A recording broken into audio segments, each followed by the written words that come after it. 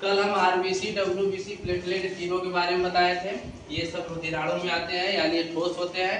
अब इन्हीं को आज हम अलग अलग करके एक एक करके इनका डिटेल जानकारी लेते हैं। ये आरबीसी, आरबीसी का आकार कैसा होता है? गोल होता है। साथ में आप बोलते रहेंगे कैसा आकार होता है? गोल। आरबीसी का आकार कैसा होता है? गोल होता है। आरबीसी जब ऊपर की तरफ जाता है तो इसका आकार क्या होता है? बढ़ जाता है। नीचे से ऊपर की तरफ जब जाता है तो इसका आकार बढ़ जाता है। इसमें लाइसोसोम नहीं पाया जाता है। लाइसोसोम क्या होता है? लाइसोसोम क्या होता है? जो मरी हुई कोशिका को साफ करता है, ठीक ना। ये चीज इसमें नहीं पाया जाता। केंद्रक भी इसमें नहीं पाया जाता है। यानी इसमें केंद्रक नहीं पाया जाता है, इसलिए जो है कि आरबीसी से कभी भी ब्लड की जांच नहीं होती है। समझ में आ रहा ना? तो रुधिराणु का 95% भाग जो है कि आरबीसी होता है। और इसमें देखिए रुधिराणु का कितना परसेंट? 95% भाग जो है कि आरबीसी में होता है। ब्लड होता है, ब्लड में कौन पाया जाता है? आरबीसी।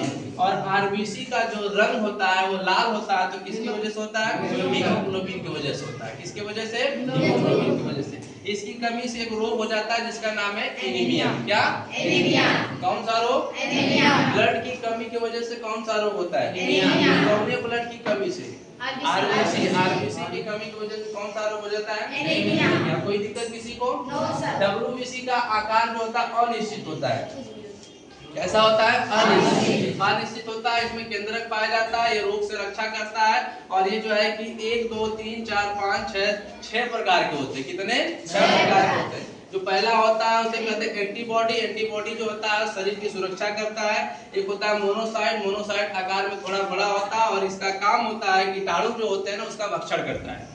कीटाणुओं का भक्षण कौन करता है? मोनोसाइट। एक होता है टी लिम्फोसाइट। क्या? T lymphocyte. टी लिम्फोसाइट का बहुत बड़ा काम होता है। ये बीमारियों में जो है कि बीमारियों को मारता है। बीमारी जो होते हैं उसको क्या करता है? मारता है। हमारे डब्ल्यूबीसी में टी लिम्फोसाइट एक सेल होती है। उसी सेल को जो है ये कीटाणु यानी वायरस वगैरह जब एंट्री मारते हैं तो उसको मार देते हैं, तब हमको बड़ी बड़ी बीमारियां हो जाती हैं। जब तक टी लिम्फोसाइट रहेगा तब तक हमें कोई बीमारी, बड़ी वाली बीमारी हमको नहीं हो सकती जो वायरस से संबंधित होती है। कोई दिक्कत किसी को? कोई दिक्कत नहीं है। अब आते हैं प्लेटलेट। प्लेटलेट का जो आकार होता है उत्तल लेंस की तरह होता है। कैसा होता है? उत्तल लेंस की तरह। उत्तल लेंस देखे होते हैं ना, उसका बाहर की तरफ हिस्सा जो होता है खुला होता है, उसे कहते हैं उत्तल लेंस। इसमें भी केंद्रक नहीं होता है, लेकिन इसका बहुत बड़ा काम है।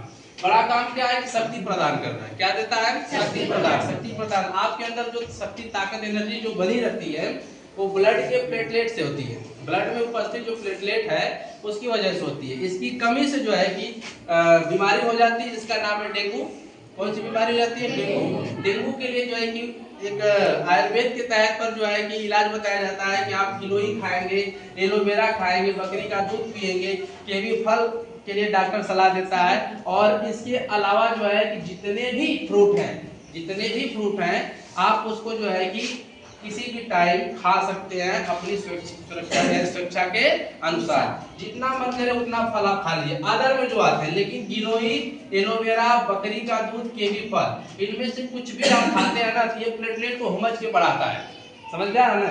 इसके पास प्लेटलेट बढ़ाने की क्षमता होती है। बकरी के दूध में भी होती है, एलोवेरा, गिलोई, ये दोनों तो बहुत इंपॉर्टेंट होते हैं। इसके अलावा पपीता का पत्ती भी कहा जाता है कि पपीता के पत्ती को जो है कि पीस करके उसका रस जो होता है उसको पी लीजिए, तो आपका जो है कि ये प्लेटलेट जो है कि बढ़ जाएगा। समझ में आ रहा है ना? और अनलिमिटेड फल को आप खा सकते हैं। कोई दिक्कत किसी को? कोई दिक्कत नहीं है। ये तीनों जो है कि बात जो कल छुट्टी थी आज हम उसको जो है कि निपटा दिए। अब हम आगे इसके पढ़ने वाले अलग टॉपिक, ठीक ना।